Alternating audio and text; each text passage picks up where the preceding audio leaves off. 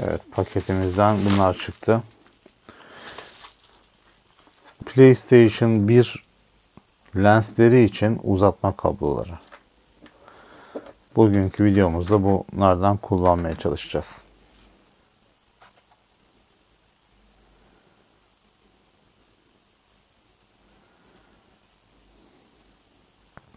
Buraya bir bakalım nelerimiz var.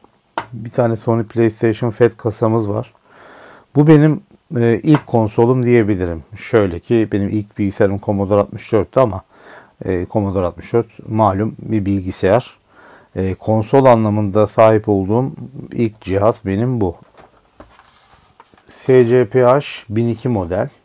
Bu aslına bakarsanız geçmişinde bir lens operasyonu geçirdi. Çin'de satılan muadil lenslerden alıp ben buna takmıştım. Daha önce böyle bir operasyon olmuştu. Bu lenste de sıkıntı olduğu için şimdi bu operasyona giriyor olacak. Daha önceki operasyonda benim taktığım buraya lens bir şekilde oturmadığını hatırlıyorum. Burayı da kesmişim ben. Kesmiştim. Yani epey bir zaman oldu, aradan geçti. Burada yine bir tane PS1'ımız var. Bunu çok yakın zamanda ben bit pazarından almıştım. Oldukça kötü durumdaydı. Gördüğünüz gibi internal bir video CD oynatma modifikasyonu var. Modchip'in haricinde. Bunun içinden çıkan lensin çok iyi okuma yaptığını ben gördüm. Açıkçası PS1'ların lensleri, bulduğunuz PS1'ların lensleri genelde oldukça iyi durumda oluyor. PS1'lerin de 75'li işte 9'la başlayan modelleri, nispeten yeni olan modelleri de çok fena durumda olmuyor. Ben şimdi bu videoda bu eski benim ilk konsolum dediğim PlayStation'ın lensini şu silimden çıkan lensle değiştireceğim. Bunun için de şu paket açılışını yaptım. Uzatma kablosunu kullanacağım. Bu işlemi yapmadan önce isterseniz şu PS1 FAT kasamızı bir teste tabi tutalım. Bakalım lensi ne durumda. Test edeceğim. Bunun için Bulgar kopya şu Tomb Raider'ı kullanacağım.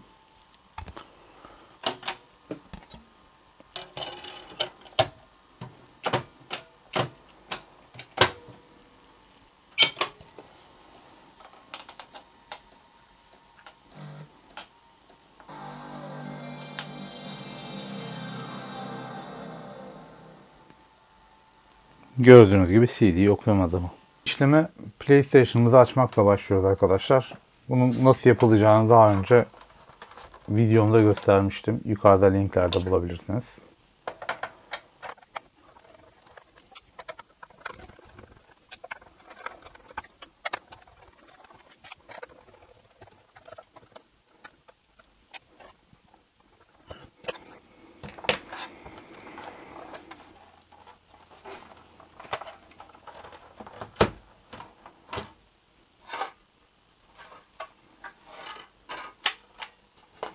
CD'mizi çıkarmayı unutmuşuz.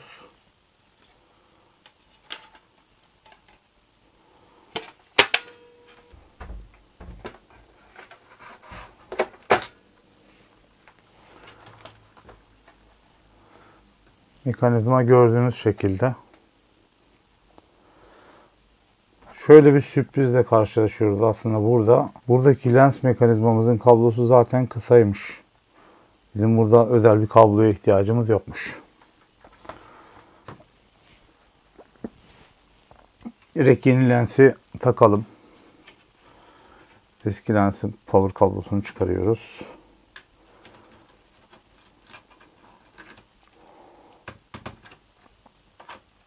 Ribbon kablosunu çıkarıyoruz.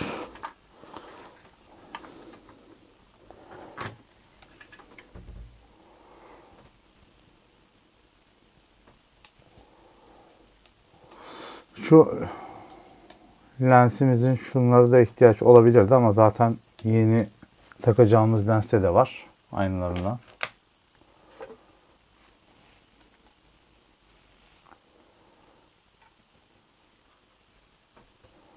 Yerleştiriyoruz. Şu güç kablosunu takalım.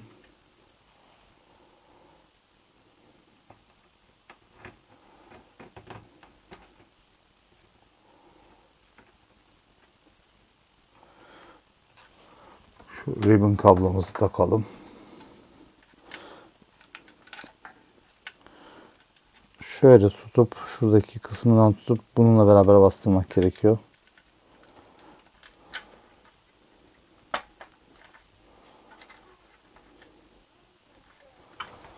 Taktık. Şimdi bir deneyelim bakalım.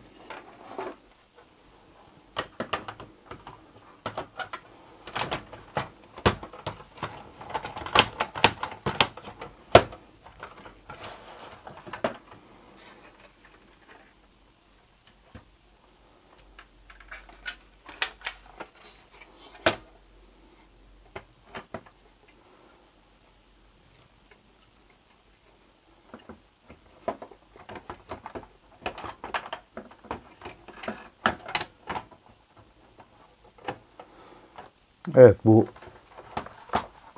eski kasada bu lens mekanizmasında da uyumunda aslına bakarsanız sıkıntı varmış.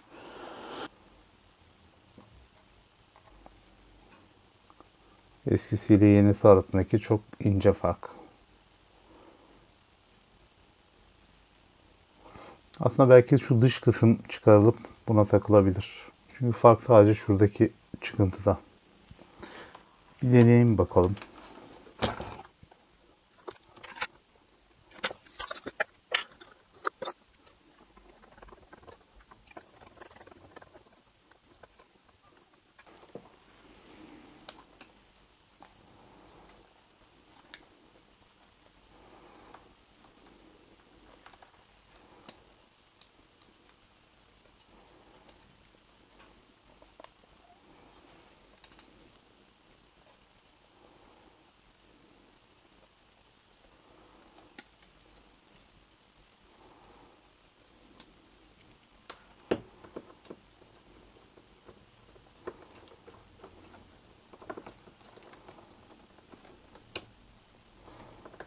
Basit bir operasyonla bunu çıkarabildik. Gri lensimizdekiyle replace edebilecek miyiz?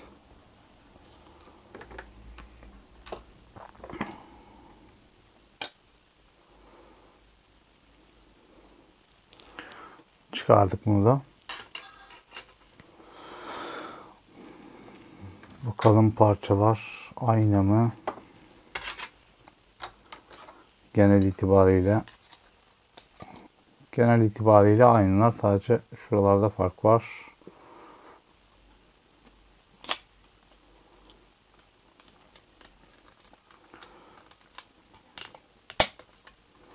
Nasıl oturdu?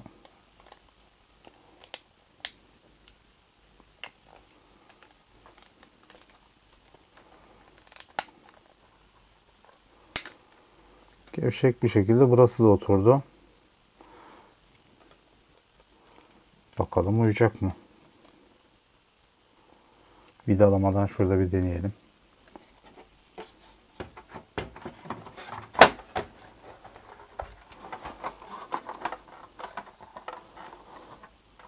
Evet, oturdu gibi.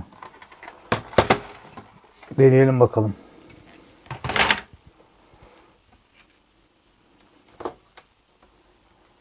Bağlantımızı yapalım ve deneyelim.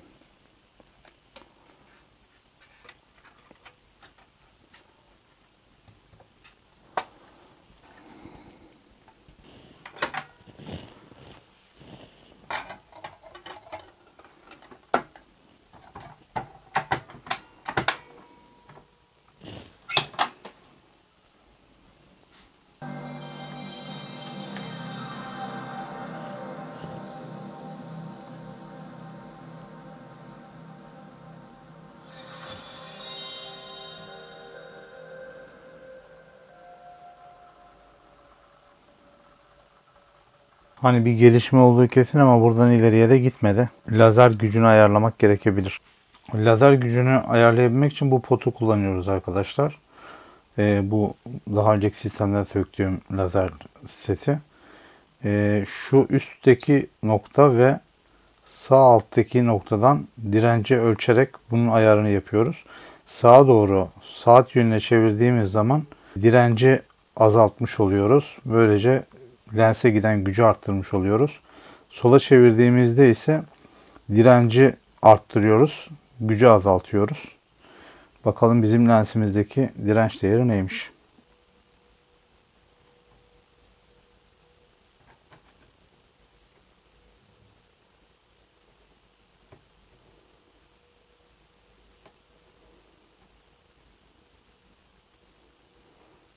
...1100 ohm'a yaklaşık bir değer var. Bunu biraz düşürelim biz. Sağa çevirerek. Son ayardan sonraki direnç değerini kontrol ediyorum.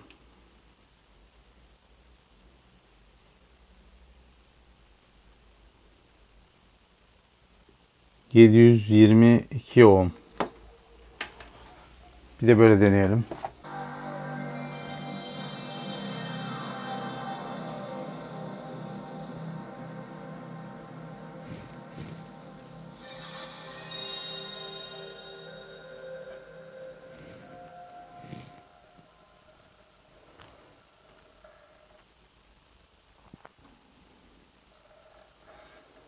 Evet, bu sefer başarılı.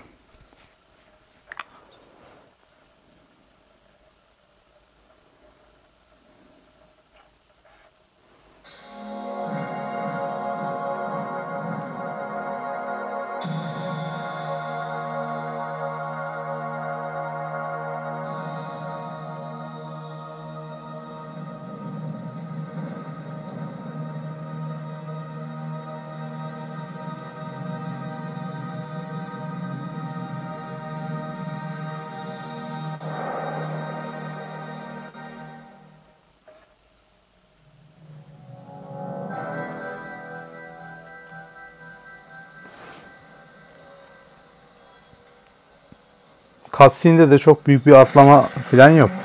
Fena değil durumu. Şimdi benim niyetim şu uzatma kablolarının kullanımını göstermekti size ama iş doğaçlama bir şekilde benim ilk konsolumun lensinin değiştirilmesine gitti. Daha doğrusu ilk model PS1'lerde zaten uzun kabloya gerek olmadığı ortaya çıktı. Neyse, bir işi de halletmiş olduk. Şimdi benim elimde bir tane daha PlayStation var. Bunun uzun kabloya ihtiyaç duyduğunu düşünüyorum. Ses geliyor mu? Felaket halde bunun lensi. Uğraşıyor resmen alet. Bunu da bir değiştirelim bakalım. En azından şu kabloyu kullanmayı görmüş oluruz. Şimdi bu operasyonda da bu PS1 bağışlayacak lensini abisine. Ben bunu daha önce test ettim. Lensi sağlam. Bunda kablo problemi yaşayacağımızı düşünüyorum.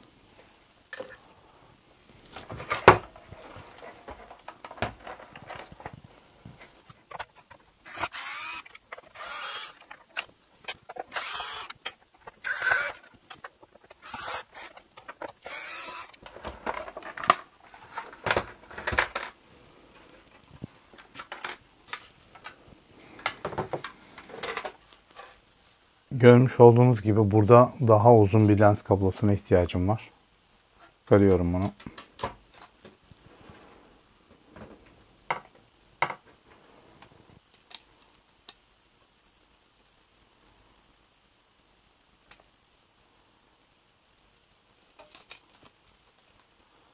Oturup oturmadığını deneyelim.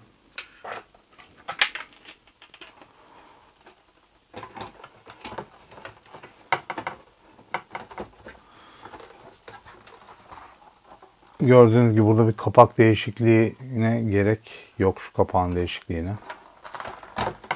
Öncelikle şu kablomu buraya takayım. Metal kısmı bu tarafa bakacak şekilde.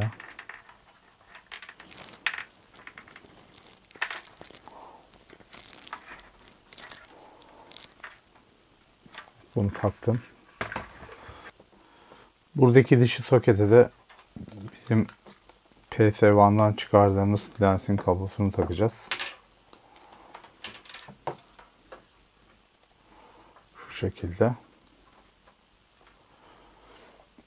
Şimdi power kablosunu da takalım lensin.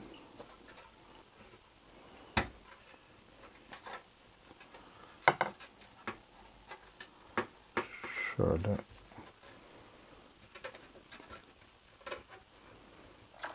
Lensimiz böyle geliyor. Şöyle bir şey yapmak gerekecek. Şurada vida alanı var.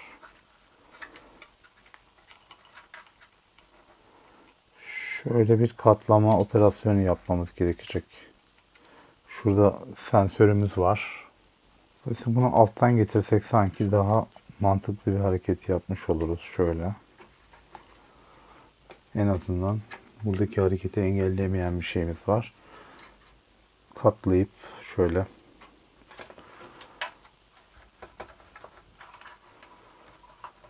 Şurada tam bir katlama yapıp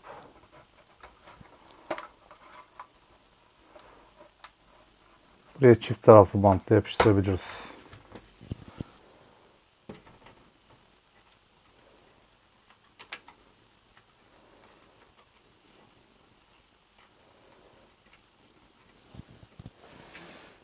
Şu şekilde sabitlemiş olduk. Kapatalım.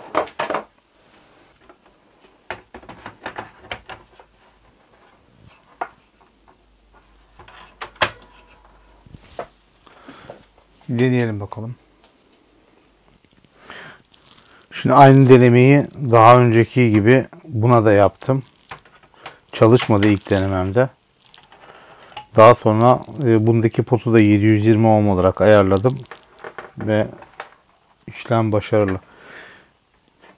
Tek negatif olan taraf lens kablosunun içeriden hafif çirkin bir görüntü oluşturuyor olması. Onun dışında bir sıkıntısı yok. Beraber de bir deneyelim.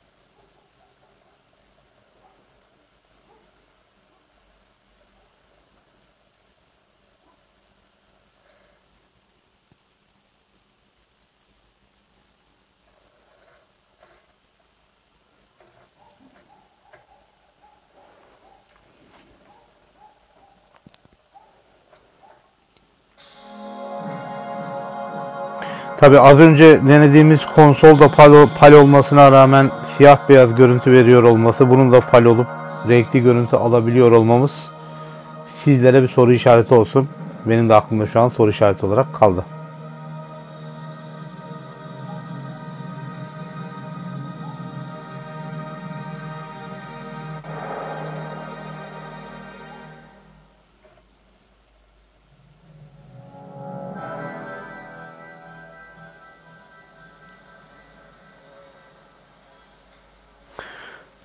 PS1 lazeriyle bundaki lazeri değiştirdik ve hayata döndürdük.